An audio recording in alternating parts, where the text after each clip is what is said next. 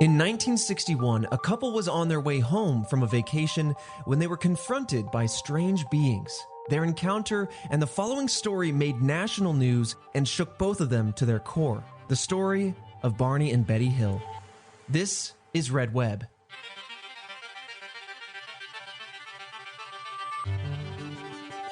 So Betty and Barney Hill were a couple in their early 40s from Portsmouth, New Hampshire. Now, this will come back later, but it's worth noting that they were an interracial couple, which was very uncommon for the 1960s. Love to see it. Yeah, love to see it. The couple hadn't been on vacation for a very long time and spontaneously decided to go on a 3-day road trip up to Niagara Falls and visit the Montreal area.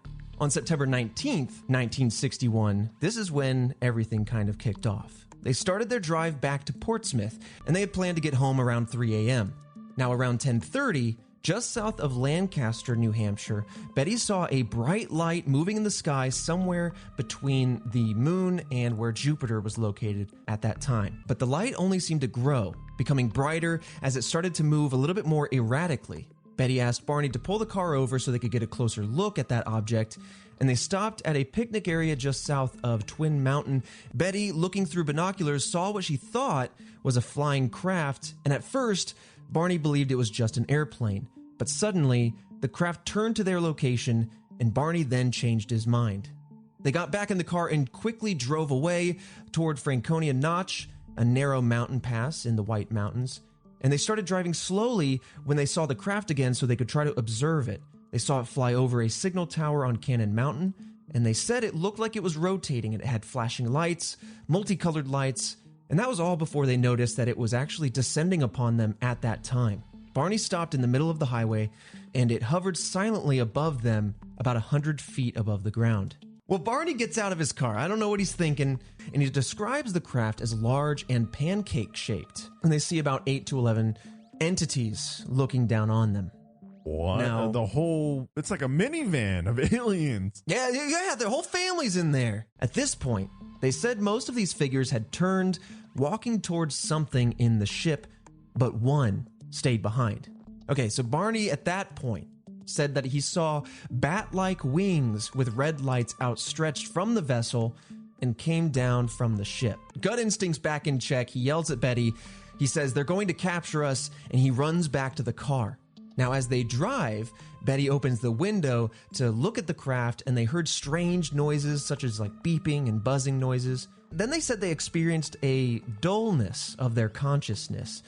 And when they finally came to, they heard the same beeping and buzzing noises, and they were on the same road, but they were 35 miles away. And all they could recall at this point was that they had taken a sharp turn at some point in the car, stopped in front of a fiery orb, and then that was it.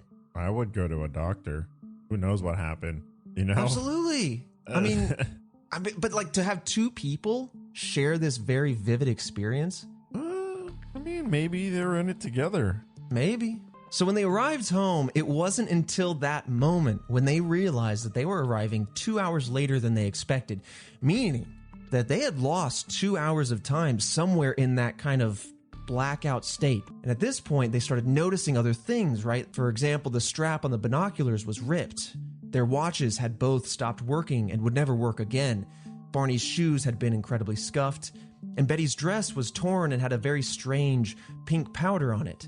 And the final detail that's a bit odd here is that shiny circles appeared on the trunk of their car.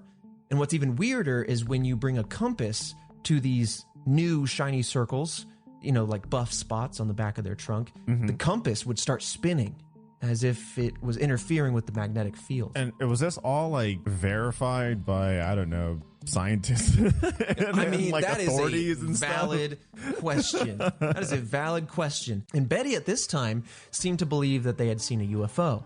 But anytime she brought that up, Barney wouldn't hear it. Didn't want to talk about that. Nope, there's no UFO, there's no aliens in play here. But a few days later, 2 days actually, on September 21st, Betty finally reported the incident to the nearby Peace Air Force Base. Wanting to take them seriously, Betty, when talking to them, left out certain details, so that way, obviously, they wouldn't get laughed at and turned away. And Major Paul Henderson actually contacted her the next day, and after hearing their account, said that they had probably just misidentified Jupiter, which, I'll be honest, I've stargazed a few times in my day, and I'm not going to say, Jupiter hasn't ever leapt out at me with 8 to 11 men and knocked me out. Like, I'm just saying. 10 days after the incident, Betty then began having strange nightmares. She said that they were all incredibly vivid and very distressing, very disturbing. Betty ultimately, over the next 5 nights from there, had 5 dreams, 1 per night, and she only told her husband Barney about the very first one. She took notes on these dreams, and here's kind of what those notes outline. In each dream, she was with Barney in the forest. She saw 5-foot-tall beings with gray skin, dark eyes, and hair. These individual 5-foot-tall beings were also wearing shiny dark uniforms. A man examined Betty's body and later took her to a leader, as she called him, that spoke to her. She looked at a book with strange symbols, and when she asked the leader where they had come from, he showed her a map with dotted stars, basically a holographic map. And this is when Betty came to believe that the night they couldn't remember was the night that they were abducted by aliens. That these dreams were actually memories, that these dreams were telling her something, and she finally felt like she could get a little bit of closure on maybe what had happened. The story of Barney and Betty Hill is so disturbing. There are so many extra details to uncover. And if you want the theories as to what went on here, check out Red Web wherever you get podcasts.